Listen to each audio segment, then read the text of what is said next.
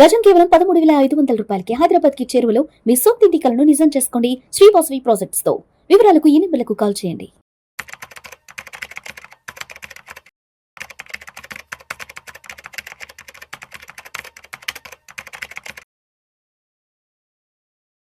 రవీంద్ర గారు నమస్తే సార్. నమస్తే విష్ణు గారు. Welcome to Vishnu talks. So Ravindra గారు, ఒక 8 రకాల ఆదాయాలపై ఎటువంటి ట్యాక్స్ ఉండదు అంటుంటారు కదా, ఏంటా 8 రకాల ఆదాయాలు? కొంచెం డీటెయిల్డ్గా చెప్తే నేను కూడా అటువంటి ఆదాయాల మీద కొంత ఫోకస్ చేసి పెట్టుకుంటాను.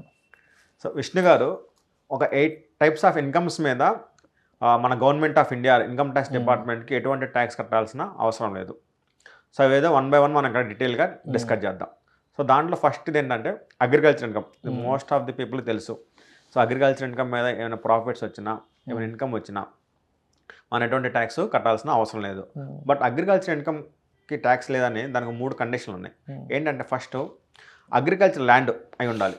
మీరు ఎక్కడో commercial property, commercial land, residential ల్యాండ్లో మీరు ప్రొడ్యూస్ చేస్తే అక్కడ వచ్చిన ఇన్కమ్ మీద ట్యాక్స్ కట్టడానికి కుదరదు. So it must B agriculture land. వ్యవసాయం చేస్తుండాలి, దాని మీద వచ్చే ఆదాయం అయి ఉండాలి. అంటే భూమి కూడా వ్యవసాయ భూమి అయి ఉండాలి. వ్యవసాయ రికార్డ్స్లో మీకు తెలుసు అగ్రికల్చర్ ల్యాండ్ ఉంటుంది, నాన్ అగ్రికల్చర్ ఉంటుంది. నాన్ అగ్రికల్చర్ తర్వాత రెసిడెన్షియల్, మళ్ళీ కమర్షియల్ ఉంటుంది. So it must B agriculture land. Second ఏంటంటే అగ్రికల్చర్ వచ్చే ప్రొడ్యూస్ బేసిక్ ఫామ్లో ఉండాలి. అదే ఎలాగంటే ఇప్పుడు మీరు ఒక మ్యాంగోస్ తయారు చేస్తున్నారు, మ్యాంగోస్ పండిస్తున్నారు అనుకోండి. సో మ్యాంగోస్ని సేల్ చేస్తే మీకు వచ్చిన ప్రాఫిట్ మీద ట్యాక్స్ ఉండదు.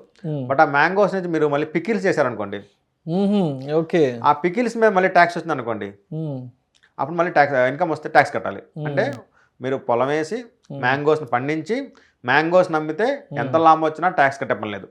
పొలం వేసి మ్యాంగోస్ని పండించి మళ్ళీ ఎవరికో అమ్మటం ఎందుకని చెప్పేసి మీరే పికిల్స్ బిజినెస్ మ్యానుఫ్యాక్చరింగ్ పెట్టేసి వేరే వేరే కంట్రీస్కి అమ్మారనుకోండి, దాన్ని కంపల్సరీగా అప్పుడు వచ్చిన ఇన్కమ్ మీద ట్యాక్స్ కట్టాలి. సో అది it must be basic form.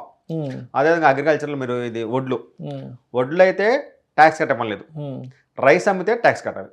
Okay, so అది బేసిక్ ఫామ్లో ఉండాలి. సో మళ్ళీ మీరు కొంచెం ప్రాసెస్ చేసి దానికైనా వాల్యుయేషన్ చేశారంటే అది మళ్ళీ కమర్షియల్ నేచర్లోకి వెళ్ళిపోయింది.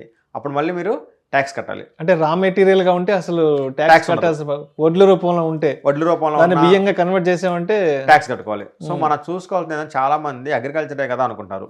2 కండిషన్స్. ఫస్ట్ ఏంటంటే అగ్రికల్చర్ ల్యాండ్ లో ఉండాలి. సెకండ్ ఏంటంటే బేసిక్ ఫామ్ లో ఉండాలి. ఏదైనా మ్యాంగోస్ లాగా కానీ వడ్లులా కానీ అలానే ఉండాలి. మీరు మళ్ళీ ప్రాసెస్ చేసి పికిల్ చేసి నేను అమ్ముతాను, మొత్తం అగ్రికల్చర్ ప్రాసెస్, నేను ఎంత ఇన్కమ్ వచ్చినప్పుడు మీకు చూస్తుంది. ఈరోజు పికిల్ బిజినెస్ ఎంత పెద్ద మీకు తెలుసు, అమెరికా పంపిస్తున్నారు, ఖండాంతరాలు దాటిపోయింది పచ్చల వ్యాపారం అంటే. పచ్చల వ్యాపారం. సో అది ట్యాక్సిబుల్ కాదు, ట్యాక్సిబుల్ అది. దాని మీద ట్యాక్స్ కంపల్సరీగా వస్తుంది. ఓన్లీ మ్యాంగోస్, టమాటోస్ ఇలా ఏదైతే బేసిక్ ఫామ్ ఉంటుంది, రా మెటీరియల్ ఏదైనా సరే, ఏదైనా రా మెటీరియల్ ఉంటేనే ట్యాక్స్ రాదు. మీరు ప్రాసెస్ చేశారంటే ట్యాక్స్ వస్తుంది. అదే వడ్లను ఆడించి బియ్యం పట్టించి రైస్ బ్యాగులు తయారు చేసి అమ్మేమంటే, మార్కెట్లో అమ్మేమంటే దాని మీద ట్యాక్స్ కట్టాలి. మీకు తెలుసు అమీర్పేట హాస్టల్స్ లో ఎన్ని రైస్ బ్యాగులు ఎవ్రీ డే వస్తాయి, సూపర్ మార్కెట్. సో వాటి మీద ట్యాక్స్ వస్తుంది. ఓన్లీ వీళ్ళ ఉద్దేశం ఏంటంటే రైతును బెనిఫిట్ చేయాలి. ఎందుకంటే రైతు మళ్ళీ ప్రాసెస్లోకి వెళ్ళడం. రైతు ఎప్పుడు మామిడికాయలు తయారు చేసి పచ్చలు పెట్టడం, రైతు ఎప్పుడు వడ్లు తయారు చేసి, ఇది ఇంత నాలెడ్జ్ ఉన్నాడు మళ్ళీ రైతు పని చేయడం, హ్యాపీ వ్యాపారం చేసుకుంటాం. అది మళ్ళీ కమర్షియల్ యాక్టివిటీ అయిపోతుంది. రైతును మనం బతికించాలి, రైతుకి ట్యాక్స్ ఉండకూడదు. ఎందుకంటే రైతు ఆల్రెడీ లాస్లో ఉన్నారు అనేది ఒక బేసిక్ నేచర్. దాన్ని మళ్ళీ మిస్యూజ్ చేసుకోకూడదని వీటి మీద ట్యాక్స్లు. So first income agriculture income. Second income ఏంటంటే గిఫ్ట్. సో నేను మా ఫాదర్ కానీ, మా మదర్ కానీ, నా బ్రదర్ కానీ ఎటువంటి గిఫ్ట్ ఇచ్చినా కానీ తీసుకున్న వాళ్ళకి ఎటువంటి ట్యాక్స్ ఉండదు. తీసుకున్న వాళ్ళకి సో గిఫ్ట్ వాళ్ళు ఎవరైతే రిసీవ్ చేసుకుంటారో, సో రిలేటివ్ దగ్గర నుంచి వచ్చి ఎంత అమౌంట్ అయినా ట్యాక్స్ ఉండదు, రిలేటివ్స్ దగ్గర నుంచి వస్తే. అదేవిధంగా నాన్ రిలేటివ్ అంటే మనకి ఏ విధమైన బ్లడ్ రిలేషన్ లేదు, అలాంటప్పుడు 50,000 దాకా ట్యాక్స్ ఉండదు. 50,000 దాటితే మాత్రం ట్యాక్స్ కట్టాలి. అంటే ఇప్పుడు పేరెంట్స్ అనేవాళ్ళు ఏదైనా పండగకో, న్యూ ఇయర్కో, లేదంటే పుట్టినరోజుకో ఏదైనా 1,00,000 రూపాయలు ఏదైనా క్యాష్ అమౌంట్ ఇస్తారు. అది వాళ్ళ పేరెంట్స్ రిలేటివ్స్ కాబట్టి మనం చూడాల్సిందంటే రిలేటివా నాన్ రిలేటివా. రిలేటివ్ అయితే నో ట్యాక్స్, నాన్ రిలేటివ్ అయితే అప్ టు 50,000 నో ట్యాక్స్. 50,000 దాటిందంటే మళ్ళీ మీకు అది ఇన్కమ్ కింద యాడ్ అయిపోయింది. నెక్స్ట్ అదేవిధంగా మీ గిఫ్ట్ అనేది పెళ్లి రోజు వస్తే, రిలేటివ్స్ అయినా నాన్ రిలేటివ్స్ అయినా ఎంత అమౌంట్ అయినా అన్లిమిటెడ్, నాన్ ట్యాక్సిబుల్. మీకు ఓన్లీ లైఫ్లో ఒకేసారి పెళ్ళి కాబట్టి ఆ ఒక్కరోజు Exception.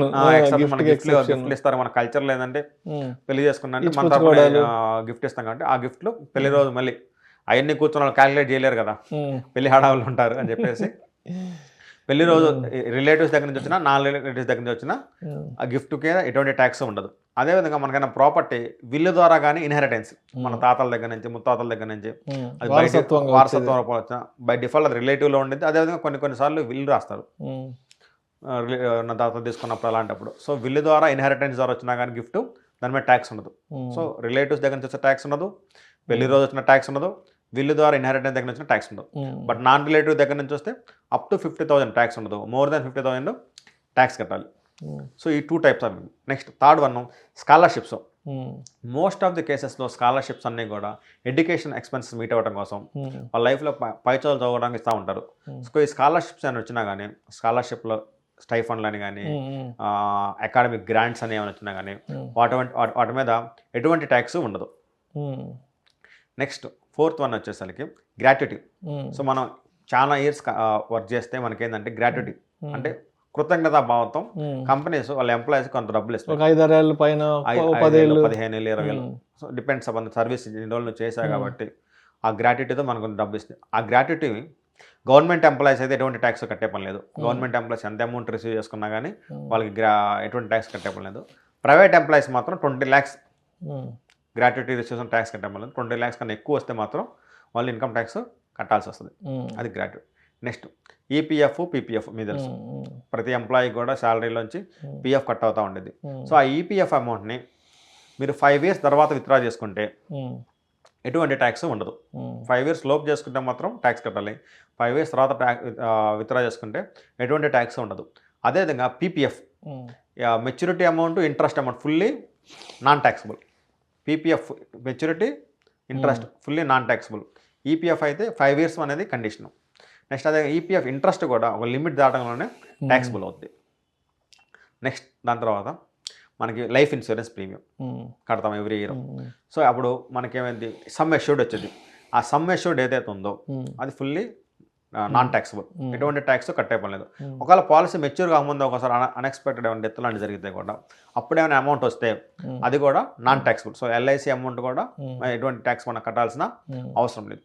అదేవిధంగా మనకి కొంతమంది పర్సన్స్ గ్రూప్గా ఫామ్ అయ్యి పార్ట్నర్షిప్స్ ఓపెన్ చేస్తారు. కొంతమంది ఏం చేస్తారు ఫ్యామిలీలోనే కర్త అని పెట్టేసి అందరూ కలిసి హెచ్యుఎఫ్స్ ఓపెన్ చేస్తారు. పార్ట్నర్షిప్ ఫార్మ్స్ కానీ హెచ్యుఎఫ్స్ ఇలా బిజినెస్ స్టార్ట్ చేస్తారు. సో ఇలాంటి బిజినెస్లో చేసినప్పుడు వచ్చిన లాభాలని పార్ట్నర్షిప్ ఫామ్ పార్ట్నర్స్కి ప్రాఫిట్స్ని షేర్ చేసింది. హెచ్యుఎఫ్ కూడా వచ్చిన ప్రాఫిట్స్ని కర్తాకి మెంబర్స్కి షేర్ చేసింది. సో అలా వచ్చిన ప్రాఫిట్స్ పార్ట్నర్షిప్ ఫామ్ నుంచి కానీ హెచ్యుఎఫ్ నుంచి వస్తే కానీ ఆ ప్రాఫిట్స్ మీద ఎటువంటి ట్యాక్స్ కట్టాల్సిన పని లేదు. ఎందుకంటే ఆల్రెడీ పార్ట్నర్షిప్ ఫామ్లో హెచ్యుఎఫ్లో ట్యాక్స్లు కట్టుంటారు కాబట్టి మళ్ళీ ఆ ప్రాఫిట్స్ మీద ఎటువంటి ట్యాక్స్ కట్టాల్సిన పని లేదు. అదేవిధంగా పెన్షన్. సో మనకి మీకు తెలిసి ఇప్పుడు గవర్నమెంట్ ఎంప్లాయీ అంతమంది జాయిన్ వాళ్ళకి పెన్షన్ ఉంది. ఇప్పుడు కొత్తగా జాయిన్ అయ్యే వాళ్ళకి 2004 తర్వాత వచ్చిన ఎంప్లాయీ పెన్షన్ లేదు. బట్ వాళ్ళకి ఏం చేస్తారంటే కమ్యూటెడ్ పెన్షన్ అని చెప్పేసి లంసమ్ అమౌంట్ ఇస్తున్నారు. సో అలా లంసమ్ అమౌంట్ వస్తే గవర్నమెంట్ ఎంప్లాయీస్కి ఆ పెన్షన్ మీద ఎటువంటి ట్యాక్స్ కట్టే పని లేదు. అదేవిధంగా ప్రైవేట్ ఎంప్లాయీస్ కూడా అలాంటి మనకి పెన్షన్ స్కీమ్స్ ఉన్నాయి కాబట్టి వాటిలో కూడా వితౌట్ గ్రాట్యుటీ విత్ గ్రాట్యుటీ చూడాలి.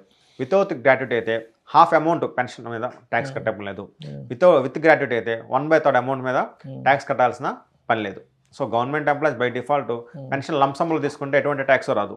బట్ మీరు ఇక్కడ గుర్తుంచుకోవాల్సింది ఏంటంటే పెన్షన్ మరి ఎవ్రీ మంత్ తీసుకున్నారంటే ట్యాక్స్ కట్టాలి. ఓన్లీ లంసమ్ అమౌంట్ మీద మనం ట్యాక్స్ కట్టాల్సిన అవసరం లేదు. సో ఈ 8 రకాల ఇన్కమ్స్ మీద మన ఇండియన్ గవర్నమెంట్ కానీ ట్యాక్స్ డిపార్ట్మెంట్కి ఎటువంటి ట్యాక్స్ కట్టాల్సిన అవసరం లేదు. అగ్రికల్చర్ కానీ గిఫ్ట్స్ కానీ స్కాలర్షిప్స్ కానీ గ్రాట్యుటీ కానీ ఈపీఎఫ్స్ కానీ ఎల్ఐసి ప్రీమియమ్స్ కానీ next partnership firm HUF receipts కానీ నెక్స్ట్ ఇదైతే కమ్యూనిటీ పెన్షన్ అంటే లంసంగా రావాలి మంత్లీగా ఉన్నాయి. సో 8 types ఆఫ్ ఇన్కమ్స్ మీద మీరు ఎటువంటి ట్యాక్స్ కట్టాల్సిన అవసరం లేదు. Right sir. Thank you sir. Thank you so much Ravindra garu. Thank you అండి విష్ణు.